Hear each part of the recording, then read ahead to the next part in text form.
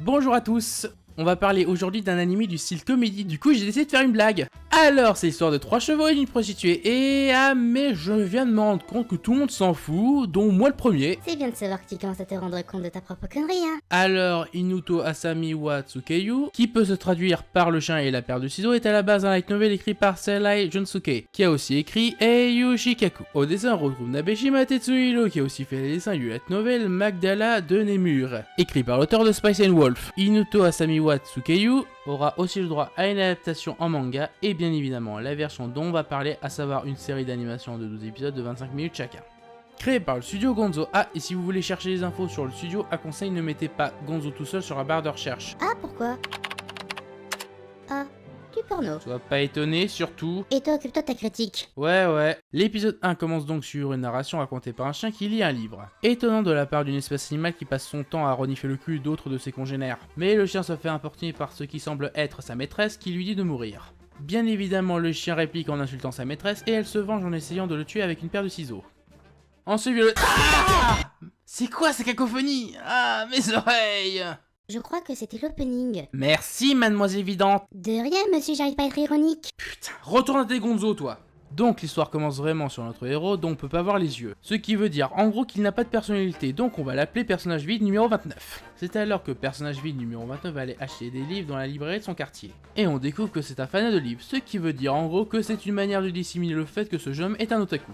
Et qu'il est fan d'un auteur de romans à succès, à savoir Akiyama Shinobu. Ce qui serait marrant, c'est de savoir que Akiyama Shinobu soit la femme en or du début. Que le chien du début soit le personnage vide numéro 29.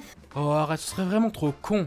Et puis il faudrait être un vrai crétin pour oser faire un truc pareil. Et un jour, alors qu'il vaquait à ses occupations dans un café, il se fait prendre dans un hold-up, le braqueur menace notre héros et la jeune fille en noir qui était aussi dans le café à ce moment-là. Sauf qu'elle s'en bat totalement les ovaires et préfère écrire. Bien évidemment, faire ça en plein braquage, ça le fait pas trop, du coup le braqueur pointe son arme sur elle et le héros s'interpose et par conséquent il se fait tirer dessus et meurt. Je vous avais déjà dit que c'était une comédie. Bon, de toute façon, on s'en fout, le héros est mort, donc fin! Ah, attendez, il reste encore un truc. Le héros voit son entourage défiler devant ses yeux, mais il a un profond regret de ne plus pouvoir lire de livres. Oui, il regrette ça bien plus que sa propre famille. Alors, non seulement il a pas de personnalité, mais en plus c'est un connard, dans ce cas je souhaite bonne mort, enculé!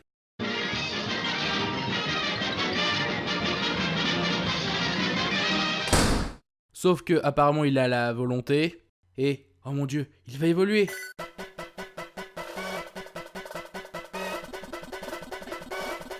Et il évolue en chien? Mais attends, c'est pas une évolution ça, c'est une régression. Bah quoi, un chien ça a une bonne odorat? Oui, et à part ça, c'est bien ce qui me semblait. Du coup, il revient à la vie et est accueilli par un patron d'animalerie. Sauf que c'est pas le cool pour lui car il ne peut plus lire un livre. Ça l'addicte va. Et survint la femme en noir qui balance une réplique plutôt cool. Elle récupère le chien et le ligote et le torture avec des ciseaux. Oh, c'est marrant de la maltraitance envers les animaux, c'est tellement drôle que même la SPA rigole.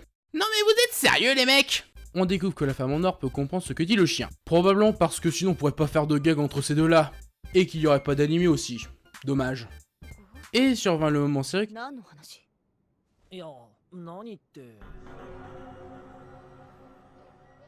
qui se fait de suite jarter par la blague zoophile de l'épisode.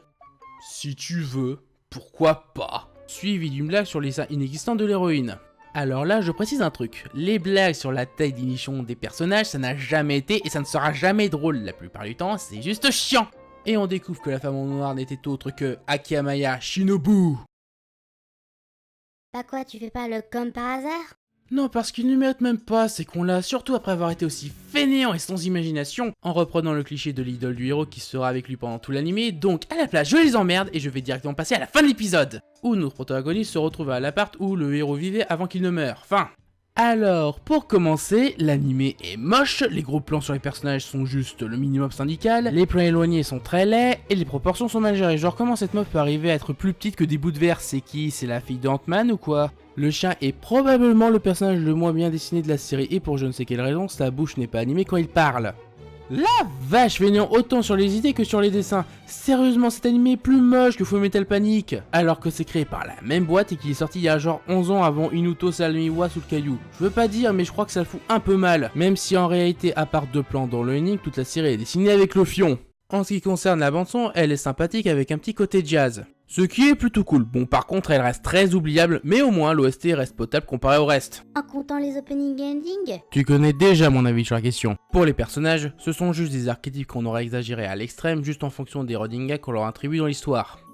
Et j'en viens au plus gros défaut de l'anime qui est d'utiliser du drame dans une série comique. Tu te fous pas notre gueule là? Il y a des tas de séries comiques qui utilisent le drame sans que ce soit un défaut. Et je suis parfaitement d'accord avec toi, le souci c'est que dans le contexte de l'anime, c'est raté. Mais pour mieux illustrer ce que je veux dire, je vais devoir vous parler rapidement de l'épisode 2. Oui, je sais, c'est chiant, mais je vous promets, ça va pas trop être long.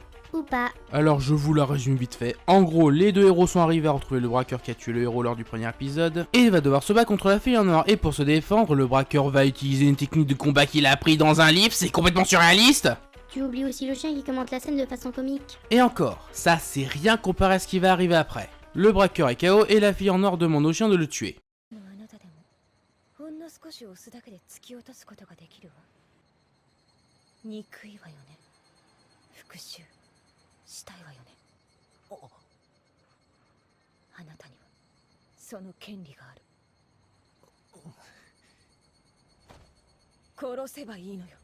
Mais celui-ci refuse, parce que...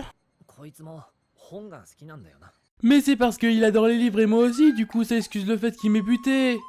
LOLMDR, toi-même tu sais. Je pense qu'on peut dire de la manière la plus sincèrement possible que c'est une bonne vieille raison de merde. Et la fille en noir se met à culpabiliser. Parce qu'à cause d'elle, le héros est mort. Le problème c'est que de une, je rappelle que la réaction de la fille au moment du braquage n'avait été rien de mieux qu'un bon gros je m'en fous. De deux, le héros est plus mort, il a ressuscité, donc je te demande pourquoi tu culpabilises pour si peu.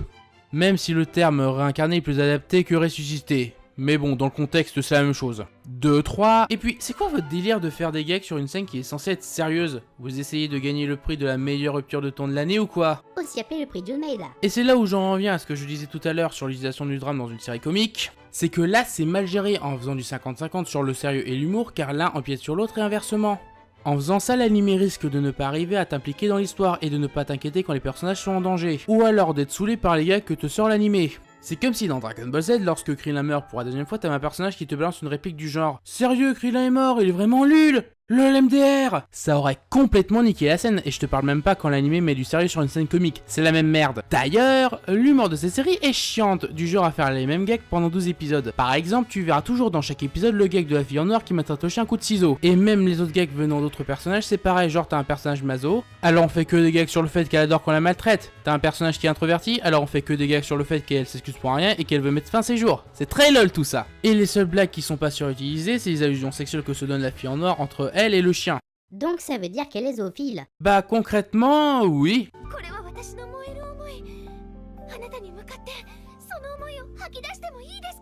Et pour parler plus précisément des personnages, on a le héros qui est juste l'énième personnage Tsukumi qui fait remarquer quand il y a quelque chose d'illogique que l'on retrouve dans quasiment tous les animés de ce type. La fille en noir qui est un écrivain à succès et sadique comme c'est putain d'original. La rivale de la fille en noir dont on peut dire sans exagération que sa rivalité avec l'héroïne est aussi subtile que celle de Natsu Grey dans Fairy Tail. Genre l'héroïne est habillée en noir avec des cheveux sombres et ne montre jamais son visage et se fait discret contrairement à sa rivale qui elle est habillée en blanc avec des cheveux clairs et montre son visage partout et veut tout le temps se faire remarquer. Vous voulez que je rajoute de la sauce subtilité dans votre menu? Sinon il y a aussi tous les autres personnages dont je ne parlerai pas car d'une part on s'en fout complètement et que apparaître des personnages qu'on a déjà vu 1000 fois dans d'autres animés de ce genre, j'ai pas grand chose à dire sur eux. Pour le doublage dans l'ensemble c'est plutôt bon. Bon, à part pour un personnage qui sous-joue, je vous laisse un indice, c'est une petite merde poilue qui se tient sur 4 pattes. Ce qui je pense est un bon gros foutage de gueule sachant que c'est le héros de l'histoire. Et en plus c'est le seul personnage où les animateurs ne se sont même pas fait chier à faire une animation de bouche quand il parle. Par curiosité je suis allé voir des extraits du doublage anglais et je suis surpris de voir que le comédien anglais a mieux joué le héros que le comédien japonais. On peut dire que cet animé donne un mal de chien. Oh putain, je vais me le faire. Non mais arrête ça, on va avoir des emmerdes après. Oh putain de merde, oh bordel de merde, mais putain, oh. Attends, c'est quoi cette musique? Et puis c'est qui tous ces gens? Je connais même pas leur nom. Bordel de merde, j'en ai vraiment trop marre.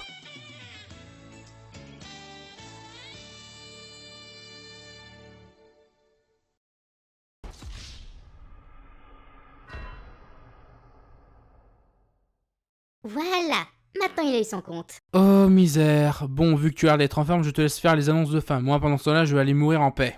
Ok, alors voyons voir. Si tu as aimé, n'hésite pas à mettre un j'aime, à t'abonner pour ne pas rater les futurs épisodes, à donner ton avis dans la section commentaires, à suivre le Twitter et à partager la vidéo pour que tu deviennes une personne. Sur ce, à la prochaine. Ciao!